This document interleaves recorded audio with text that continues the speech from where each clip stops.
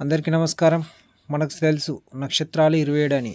ఆ 27 నక్షత్రాలను 12 రాసుల్లో అమర్చడానికి ఒక్కో నక్షత్రంను 4 పాదాలుగా విభజించారు. అవి మొత్తం కలిపి 108 పాదాలు అవుతున్నాయి. 108 పాదాలను 12 రాశుల్లో అమర్చడం వల్ల ఒక్కో రాశిలో 9 పాదాలు వచ్చాయి. ఇప్పుడు ఏ రాశిలో ఏ పాదాలను అమర్చారో ఇప్పుడు తెలుసుకుందాం. చూడండి, మేషంలో అశ్విని 4 పాదాలు, భరణి 4 పాదాలు, కృత్తిక 1వ పాదం. ఈ విధంగా మేషంలో 9 పదాలు అమర్చారు. అలాగే వృషభంలో కృత్తిక 2, 3, 4 పాదాలు, అలాగే రోహిణి 4 పాదాలు, మృగశిర 2 పాదాలు కలిపి మొత్తం 9 పాదాలు వృషభంలో అమర్చారు.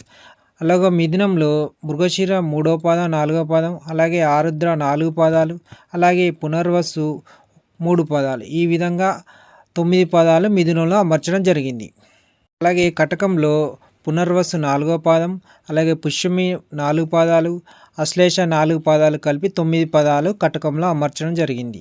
అలాగే సింహంలో మక 4 పాదాలు, పుబ్బ 4 పాదాలు, ఉత్తర 1 పాదం కలిపి మొత్తం 9 పాదాలు అమర్చడం జరిగింది. అలాగే కన్యలో ఉత్తర 2, 3, 4 పాదాలు, హస్త 4 పాదాలు, చిత్త 2 పాదాలు కలిపి 9 పాదాలు కన్యలో అమర్చడం జరిగింది. అలాగే తులలో చిత్త 3, 4 పాదాలు, స్వాతి 4 పాదాలు, విశాఖ 3 పాదాలు కలిపి మొత్తం 9 పాదాలు తులలో అమర్చడం జరిగింది. అలాగే వృశ్చికంలో విశాఖ మిగిలిన 4వ పాదం, అలాగే అనురాధ 4 పాదాలు, అలాగే జ్యేష్ఠ 4 పాదాలు కలిపి 9 పాదాలు వృశ్చికంలో అమర్చడం జరిగింది. అలాగే ధనస్సులో మూల 4 పాదాలు, పూర్వాషాఢ 4 పాదాలు, ఉత్తరాషాఢ 1వ పాదం కలిపి మొత్తం కలిపి 9 పాదాలు ధనుస్సులో అమర్చడం జరిగింది. మకరంలో ఉత్తరాషాఢ మిగిలిన 2, 3, 4 పాదాలు, అలాగే శ్రవణ 4 పాదాలు, ధనిష్ట 2 పాదాలు కలిపి మొత్తం 9 పాదాలు మకరంలో అమర్చడం జరిగింది.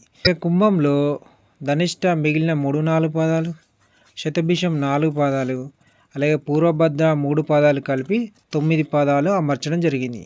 అలాగే మీనంలో పూర్వభద్ర మిగిలిన 4వ పాదం, అలాగే ఉత్తరభద్ర 4 పాదాలు, అలాగే రేవతి 4 పాదాలు కలిపి 9 పాదాలు మీనంలో అమర్చడం జరిగింది. ఈ విధంగా 27 నక్షత్రాలను 108 పాదాలుగా చేసి ఒక్కో రాశిలో 9 పాదాలుగా అమర్చడం జరిగింది. గమనించండి. Thank you.